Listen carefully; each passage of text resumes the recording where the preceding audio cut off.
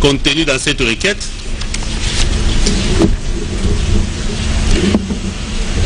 Vous répondez au nom de Kamere Lwakaningini. Oui. Approchez un peu le micro, hein, pour que les sons soient plus audibles.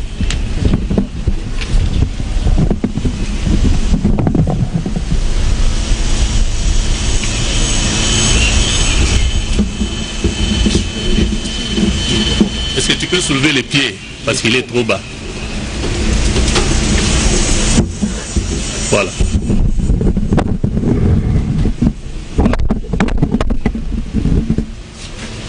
Maintenant, je crois que ça va. Vous répondez au nom de Kamere Lwakaningini. Oui. Vous êtes de nationalité congolaise. Oui. Né à Bukavu le 4 mars 1959. Oui. Marié à Chatur Amida. Oui. Père de 14 enfants. Oui. Fils de Kamere Constantin, décédé. Oui. Et de Mwakingi Alphonsine, en vie. Oui. Vous êtes originaire du village Bouloui. Oui. Groupement Bouloui. Oui. Secteur de Ngweshe. Oui. Territoire de Walungu. Oui. Province du Sud Kivu. Oui. La République démocratique du Congo. Oui. Et vous exercez les fonctions de directeur de cabinet du chef de l'État. Oui. Avec comme passeport diplomatique numéro DP 0006846. Oui.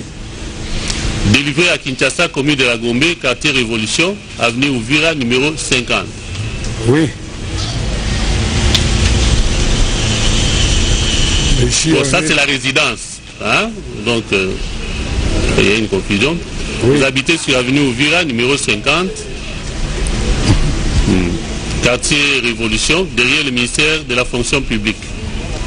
Avec comme numéro de téléphone plus 243 99 84 47 744. Oui. Madame la greffière, actée qu'il s'agit bel et bien du prévenu Kamere Lwakaningini. Oui. Au niveau de la résidence, oui. Vous avez bien fait vous-même de souligner qu'il y avait une petite confusion. Les invitations m'étaient envoyées par de la nation. Et pour mettre fin à tout cela, comme j'avais déménagé pour occuper ma propre résidence encelée depuis le mois de février, j'avais écrit au parquet de Matete Limité pour signifier cet état de choses. Et j'avais aussi écrit pour solliciter une instruction complémentaire, comme j'étais détenu encore dans les 15 jours qui avaient été retenus pour ce faire. Je n'ai jamais reçu de suite, mais je crois qu'il faudra en tenir compte. Mais ça ne dérange en rien que le procès se poursuive. Et du moins, vous avez habité sur avenue Ouvira, numéro 50. Je suis locataire là-bas. Voilà. Voilà. Donc, acté qu'il s'agit bel et bien du prévenu Kamere Lwakaningini. Comparez le prévenu Moui Mandoro Lejano. Approchez-vous du micro, s'il vous plaît. Vous répondez au nom de Moïma Ndole Jano. Oui. Vous êtes de nationalité congolaise. Oui. Né à Goma le 15 août 1969. Oui. Marié à Sifa Mbetsa. Oui. Père de 9 enfants. Oui. Et vous êtes vous-même fils de Moïma décédé. Oui. Et de Mbakati en vie. Oui. Vous êtes originaire du village Mahanga. Oui. Groupement Nyamaboku. Oui. Secteur de Osso. Oui. Osso Banyungu. Oui. C'est ça. Territoire de Massissi. Oui. Province du Nord Kivu. Oui. Vous êtes fonctionnaire de l'État. Oui. Matricule 42222. Avec comme grade chef de division.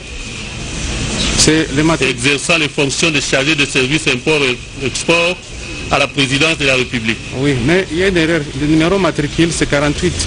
40 48 22 22. 48 22 22. Oui.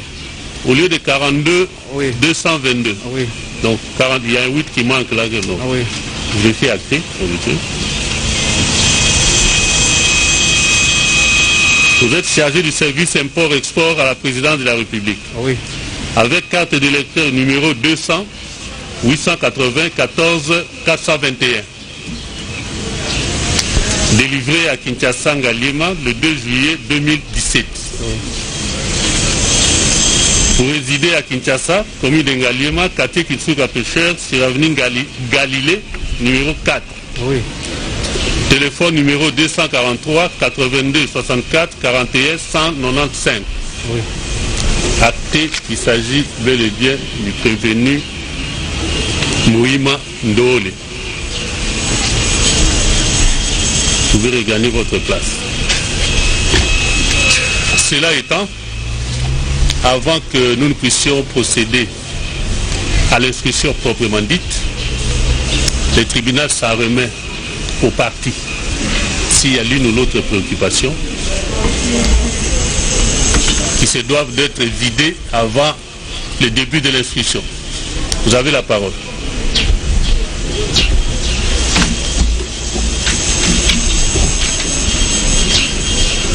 Monsieur le Président, approchez-vous. Maître, le port des masques est obligatoire. On ne les voit même pas. je le possède. Ah oui, voilà. Bon, laissez un espace de sorte que votre voix puisse porter, que vous soyez écouté facilement. Monsieur le Président, Monsieur le juge, Monsieur le procureur de la République ou Monsieur le procureur général, nous avons pour Monsieur Jamal, compte tenu de son état, nous avons un préalable, Monsieur le Président. C'est de vous demander de constituer une chambre spéciale de votre juridiction pour une demande de mise en liberté provisoire que nous vous avons adressée depuis le 5 mai et pour lesquelles nous voudrions que vous puissiez examiner préalablement à l'examen du fond en ce qui concerne M. Jamal. Voici ce que nous avons écrit. Face au calvaire sanitaire que connaît M. Non, ce n'est pas le moment d'examiner. Attendez, hein? S'il faut que l'on examine cette requête, nous allons décréter la chambre du conseil, hein, afin d'examiner les mérites de votre requête. Donc ce n'est pas le moment. Vous pourrez exposer ça peut-être au moment opportun. Donc, mais ce n'est pas en audience publique que vous devez le faire. merci infiniment. Voilà. Vous pouvez regagner votre place. Oui, maître, vous avez la parole. Monsieur le Président, la défense de l'honorable Vital Kamerhe, directeur de cabinet du chef de l'État, aurait été placée dans de bonnes conditions de commencer cette instruction au fond. Mais cette défense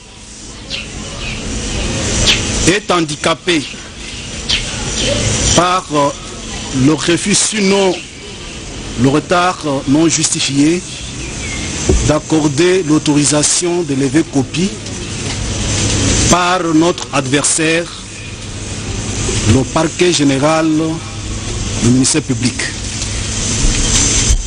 N'ayant pas connaissance de toutes les pièces que le ministère public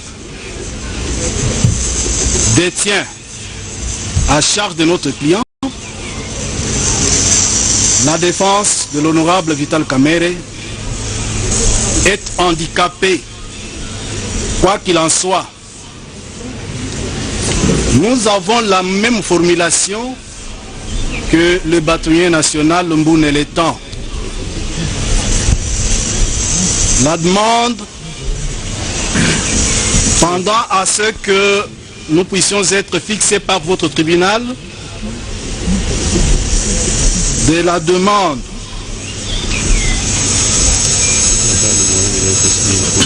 tendant à obtenir la liberté provisoire de notre client Demande adressée à votre juridiction en date du 30 avril 2020. Il vous plaira donc de procéder comme de droit, comme l'a si bien sollicité le bataillon national Lumbou dans les temps, et nous allons vous donner le contenu et les motifs de la demande de mise en liberté provisoire. Nous avons dit